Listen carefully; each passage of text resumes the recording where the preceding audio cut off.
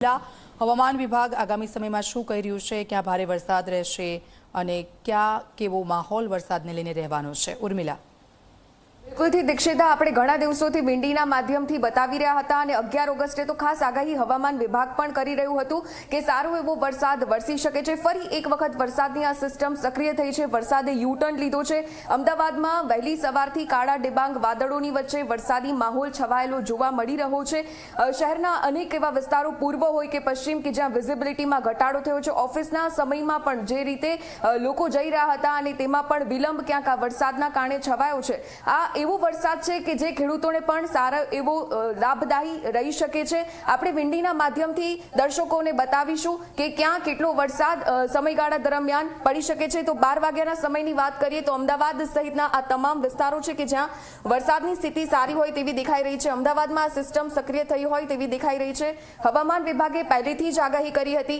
અમદાવાદ સહિત આ વડોદરાનો જે વિસ્તાર છે ત્યાં પણ બપોર સુધીમાં સારો એવો વરસાદ પડી શકે છે. અમદાવાદની સાથે સાથે અહીં ભાવનગર વિસ્તારમાં વરસાદી ઝાપટા અનુભવાઈ શકે છે.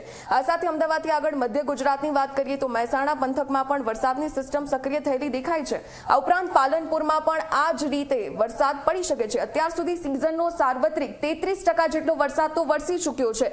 આ ઉપરાંત આજના દિવસ દરમિયાન જૂનાગઢ પંથક એટલે કે સૌરાષ્ટ્રના પંથકમાં પણ આ વરસાદની સ્થિતિ રહી શકે છે. જૂનાગઢની સાથે સાથે ઉના સહિતના વિસ્તારોમાં પણ સારો એવો વરસાદ વરસવાની શક્યતા છે તે અનુભવાઈ રહી છે. દ્વારકા પંથકમાં પણ હળવા વરસાદી ઝાપટા પડી શકે છે. આ ઉપરાંત દક્ષિણ ગુજરાતનું આ પંથક છે. દક્ષિણ ગુજરાતમાં આ વખતે સિઝનનો સાર્વત્રિક સારો એવો વરસાદ પહેલેથી જ રહ્યો છે. તો સુરત હોય કે પછી વલસાડ હોય, આ સાથે તમામ વિસ્તારોમાં વરસાદ સારા એવા પ્રમાણમાં ત્યાં પણ વરસી શકે છે. આજના દિવસ દરમિયાન 30 થી 40 કિલોમીટરની ઝડપે પવન પણ ફૂંકાઈ શકે છે. 12 વાગ્યાના સમય પછી આપણે જો આગળ વિંડીને વધારીએ તો 12 થી 1 વાગ્યાના સમય દરમિયાન આ વરસાદનું જોર ક્યાં સુધી પહોંચી શકે એ પણ આપણે બતાવીએ. તો જે રીતે વરસાદની આ સિસ્ટમ સક્રિય થયેલી છે, યુટર્ન છે આ વરસાદનું, તો 1 વાગ્યા દરમિયાન પણ અમદાવાદ વાસીઓ ખાસ સાવચેત રહે.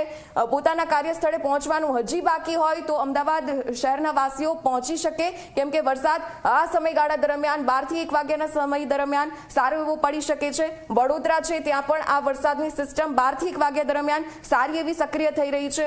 આ ઉપરાંત ભાવનગરના પંથકમાં પણ આ જ પ્રકારની સ્થિતિ રહેવાની છે. આ સાથે મહેસાણા અને પાલનપુર ત્યાં પણ સારો એવો વરસાદ પડી શકે છે. આ ઉપરાંત દક્ષિણ ગુજરાત કે જ્યાં પણ સુરતનો પંથક, વલસાડ છે ત્યાં સારો વરસાદ પડી શકે છે. પંચમહાલ, દાહોદ સહિતના વિસ્તારોમાં પણ આ વરસાદની સિસ્ટમ ખૂબ નજીક સક્રિય થઈ રહી છે એટલે સારો એવો વરસાદ ત્યાં પણ રહી શકે છે. હવે આપણે સૌરાષ્ટ્ર તરફ આવીએ તો સૌરાષ્ટ્રમાં જે રીતે સૌરાષ્ટ્રના એરિયા પણ એવા છે કે જે સૌંદર્ય નયનરમ્ય વાતાવરણ, ત્યાં પણ આ ભારે વરસાદની સ્થિતિના કારણે ખીલી ઉઠ્યું હતું. નદી નાળા છલકાયા હતા અને સ્થિતિ ફરી એક વખત સિસ્ટમ સક્રિય થયેલી અહીં પણ જોવા મળી રહી છે. દ્વારકામાં પણ આ જ પ્રકારની સ્થિતિ રહેવાની છે.